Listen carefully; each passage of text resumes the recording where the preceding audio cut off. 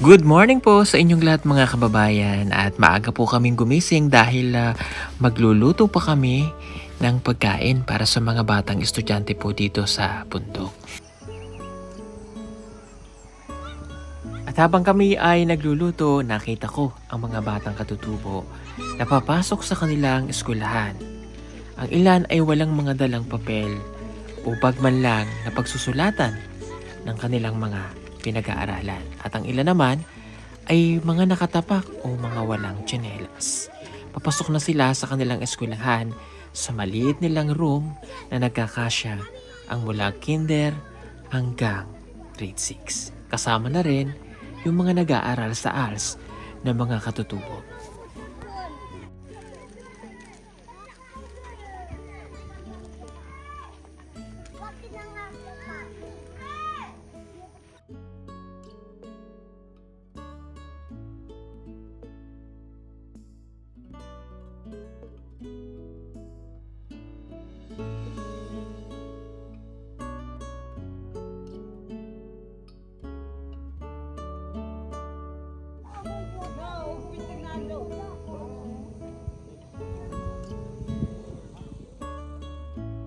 At abala naman nga kami sa pagluluto nitong champurado para sa mga batang estudyante.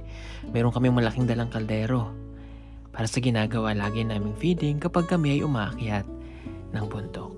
At tamang-tama itong champurado para sa mga estudyante na naririto. At yung iba nga dito ay pumapasok ng walang kain at uuwi din na minsan ay wala pa rin silang pagkain. Madalas dito sa bundok, ganun ang nangyayari sa mga batang estudyante. Kaya yung iba tinatamad ng mag-aral o kaya naman yung iba napipilitang pumasok dahil gusto talaga nilang matuto, pero ang problema yung financial o suporta ng kanilang mga magulang, pero wala silang magawa dahil wala ring wala o walang-wala din ang kanilang mga magulang para silang ibigyan ng pambaon. Yung pagkain, yun talaga yung importante para sa mga bata. At ito na nga, dala-dala na namin at sinakay na namin sa sasakyan para makarating kami dito sa kanilang eskwelahan. Maliit lamang tong school na ito na tinawag nilang Panuluanan dito po sa sitio ng Makirais. At yun na nga, binabahan na namin ang punong-puno ng champurado na malaking kaldero at excited na ang mga bata na naririto.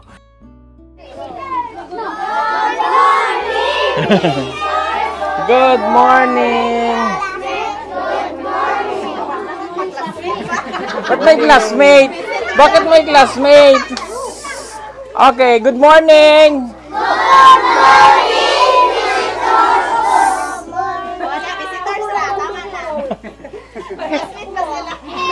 Okay. Oh, kakain tayo ha. Gusto niyo kumain? Yes. O sige. Bibigyan namin kayo isa-isa para makakain kayo ha. Oh, alam niyo ba yung champurado? Yes, sir. Ha? Kabalo yung champurado? Yes, sir. O sige. O wag lang Okay, nasa ng kinder? May daycare po. Meron. O grade 1. Grade 2. Grade 3. Grade 4. 5. Isa lang. Okay, grade 6. Wala pa po? Okay. Sige. O sige kayo magulo ha. Behave lang tayo ha. Okay, sige. Hala. Ano tawag dito? Ha? Hotdog. When there's no more hope is left in me, I can see what comes my way, and I'm always lost. There's nowhere else to go. All I do is fall. Feels like I can make it more than I could bear. Giving up is all that I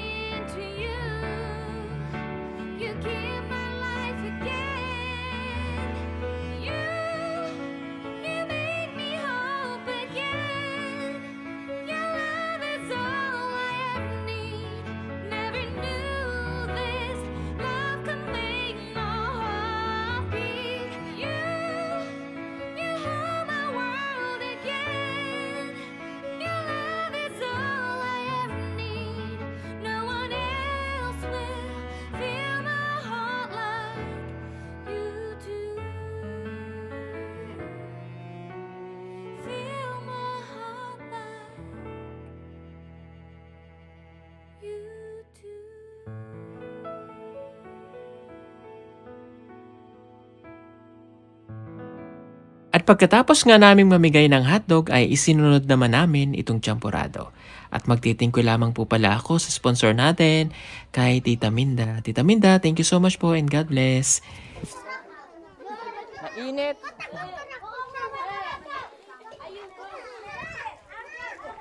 Parang mas bet ko yung maliit.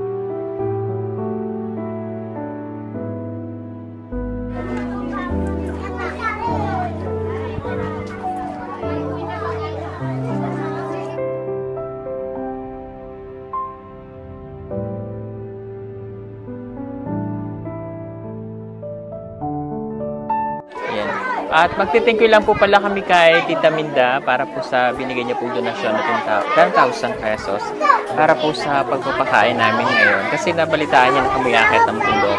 So kaya nagpabigay po siya. Kami. Okay kayo. Okay, okay.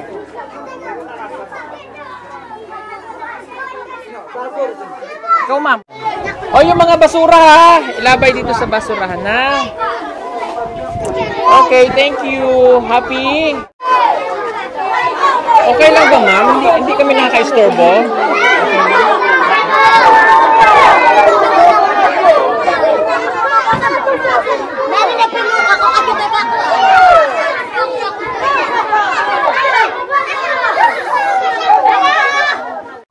Okay. Sino may lapis?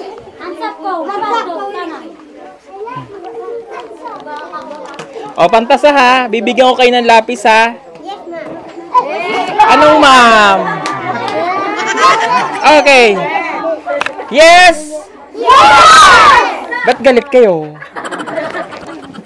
Ah. Thank you, Thank you. Thank you, sir. Pantasa ha. Mamaya big... Bay, sunod mo yung lapis. Thank you. Ah.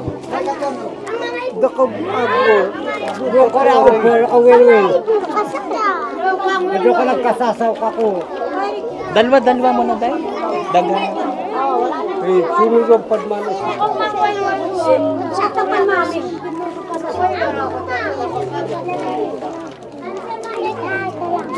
Thank you, sir.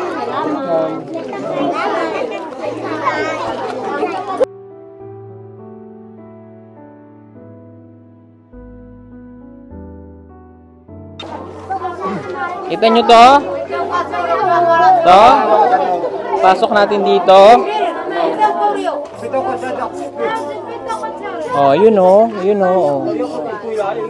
Tahan.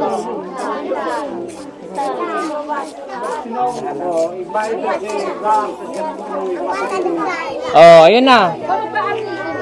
Oh. Pantasa. Tahal. Tahal. Tahal ba sa Bisaya? Oh, tahal. Oh, kabalo na? Okay. Paingon sa alsa. Okay.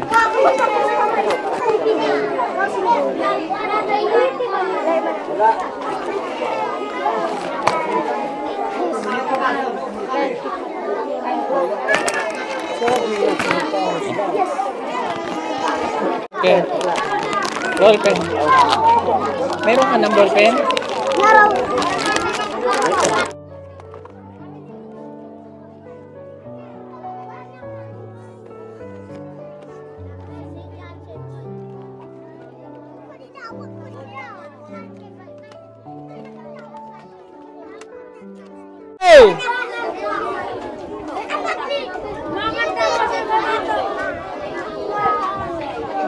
Two plus two. Ha? Ah, mali. 2 plus 2. Ha? 4? Very good. Yay! Very good. Andali. Congratulations! Sino ba? Ah, ito ba? Ayan, ikaw pala. Ah, ito sa'yo. Ikaw pala nakasagot eh. O, ayan.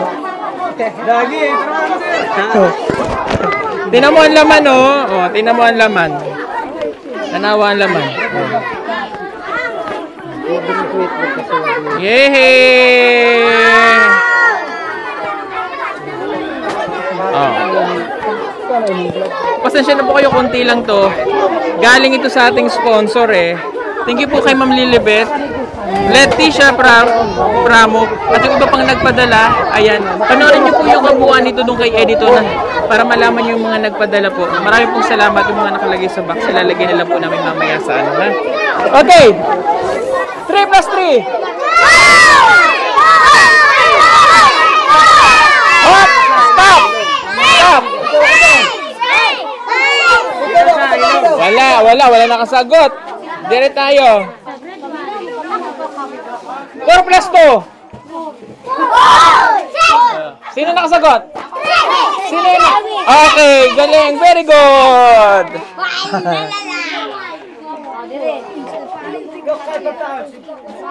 3 plus 0. Ah, very good. Galing. Ang galing mo, Ining. Oh, ayan. 1 plus 1. 2. Ah, very good too. Oh, ayan. Anong English sa iring? Cat? Ay, dito bagay sa'yo. Dito na lang. Ano ang English sa baboy? Ah, very good. Ang galing nito ah. Kanina ka pa nasagot ah. Very good ka. Ano ang English kay tatay? Ha? Ha? Ano? Very good. Kaya lang dito bagay sa'yo eh. Mas bagay ito dito. Oh, ayan. Okay. Oh, makinig. Anong kulay na suot ko? Anong kulay to? Anong kulay? Orange. Oh. Okay. Ayan, so ito na yung last part po. Ibibigay po namin yung mga books. Ito po ay galing kay Tita Flora Boyle at ito po yung napili naming school na pagbigyan kasi ito po ay napakalayo talaga dun sa ano, dun sa kanilang, dun pa sa San Fernando. Oh, itong mga ano na to. Medyo, yan, tingnan lang natin kung ito ay mga okay pa yung mga iba dyan. Pero yung karamihan po dito ay mga books. Ayan. So, ito po ay pinapadala ni Tita Flora Bailey kasi pumipili kami ng school na pwede namin paglagyan. Ano nga pangalan ng school niyo po ulit? Panuluanan. Ayan. Yan, dito po sa Panuluanan.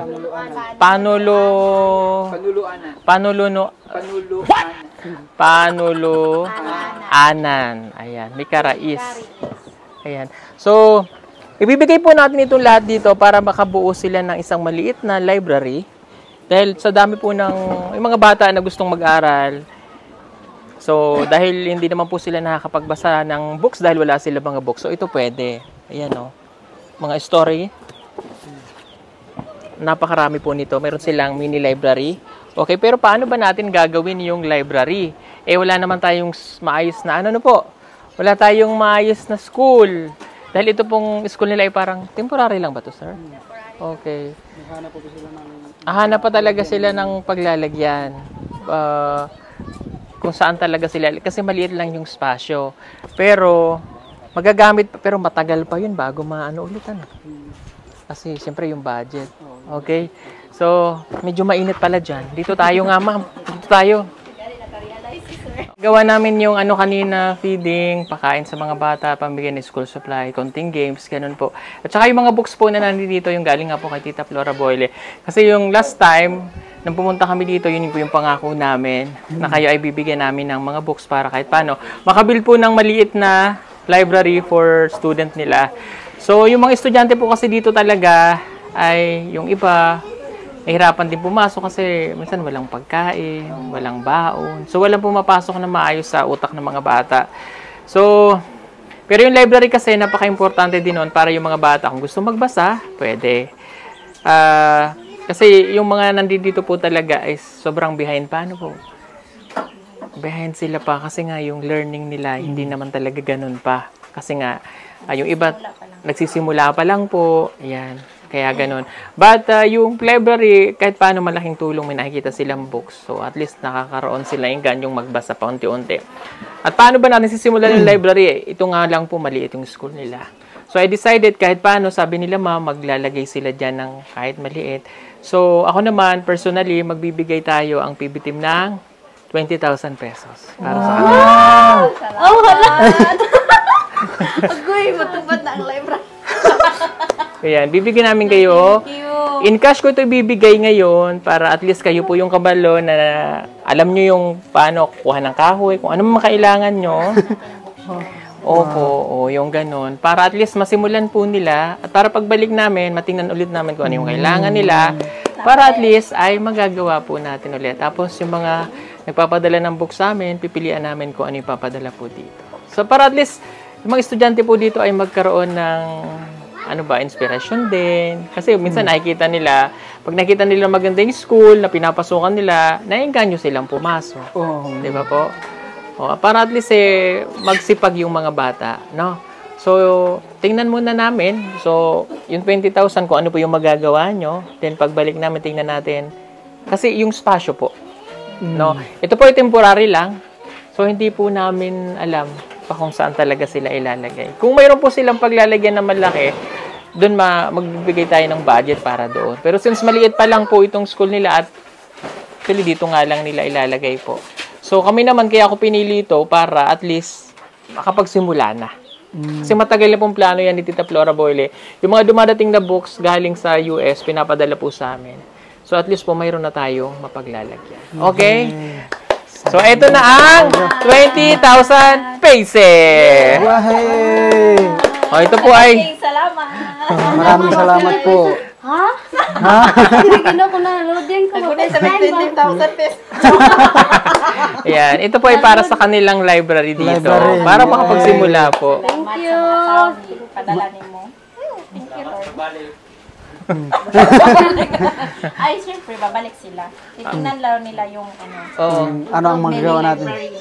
Kasi tinan nyo, sila yung mga guro na napakatiyaga, ang layo nito. So, tatlo lang sila from from kinder hanggang ALS. Apat kami. Actually, apat kami dito. Yung isa kasi nag-a-apply ng teacher 1, so busy pa siya doon. Sa Monday pa yung demonstration na for teacher 1. So, pinagbigyan na lang namin. So, kami na lang yung duty dito. Ayan. Tapos dito rin po sila natutulog. Cottage dito sa likod. So, ito ay bahay nila. At the same time, school na rin. Eskwelahan na rin. So, nakita nyo po kanina yung kung paano nagdi-divide sila sa espasyo na to. Grade 1, kinder, dyan, halo na. Ang division lang nila, ito pong blackboard. Sorry, natumba po sa hangin. Actually, yung blackboard nila kabilaan, side by side. Ayan, para lang po silang may magamit. Tapos, meron po tayong mga naiwan dyan ng mga school supply pag galing po yun sa mga sponsor po natin doon sa package. Iiwanan din namin yan. May mga ballpen, books, pen, crayons, at iba pa. So, just in case po na yung mga bata pumasok ng walang ballpen or lapis, meron po tayong may bibigay. Ano po?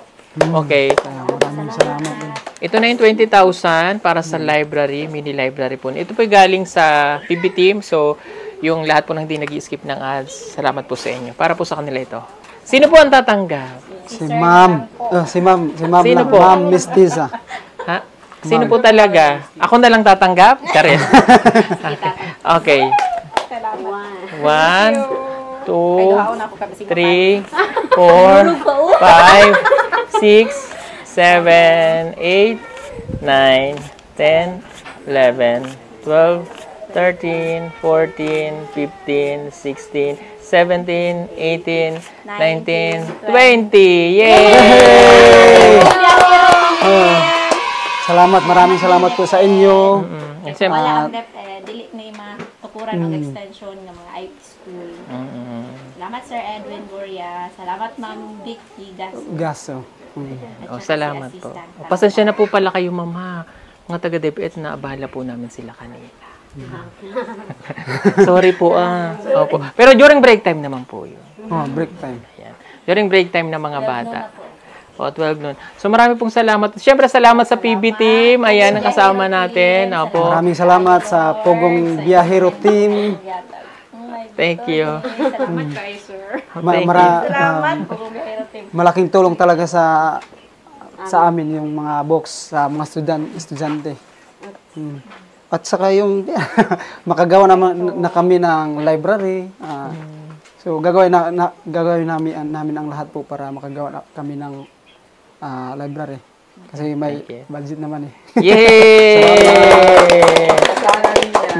Thank you. Babalik po kami dito. Sana sa pamamagitan nitong video natin, marami pong makapanood na kami pa tumatanggap ng mga school supplies. Yan. Kasi mga bata dito, mahirap talaga pag wala. Minsan napasok walang papel. Diba, papasok dito, nakikinig lang. Walang sinusulatan, nakikinig lang siya. Ang iba po, Walang kain. Magpapasok lang din sila kasi gusto nila pong mag-aral po. Yan. Hindi na sila ka-active mag-aral.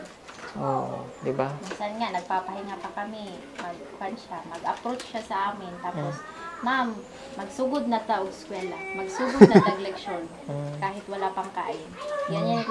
Ganyan talaga sila ka-eager para makatuon sila. Yes. Kasi kailan lang po naayos yung dalan dito. Kailan lang. So, at least nagbukas yung daan papunta po dito. Sa una talaga, nadaan na namin to eh. Sobrang hirap pa to. Pero pinasok namin. So, ngayon natutuwa kami kasi may tulay ng ginagawa doon. Maayos na. In the future po, mayroon na talaga silang school na masasabi. Salamat po sa inyo, kay Tita Flora Boyle at sa lahat po na nagpadala ng package. Marami pong salamat sa inyo. Thank you, sponsor. Salamat. Maraming salamat. Salamat sa inyong tanan. God bless sa inyong tanan. Labi na sa Pogong Biyahero team. Hi, sir. Salamat. Yehey! Kasi labot pa mo para daghan pang mga lugar or ingon-ani nga mga schools Na inyong matabangan. Yes. Pray na mo na. Keep safe always. Thank you. Sa biyahe. Salamat.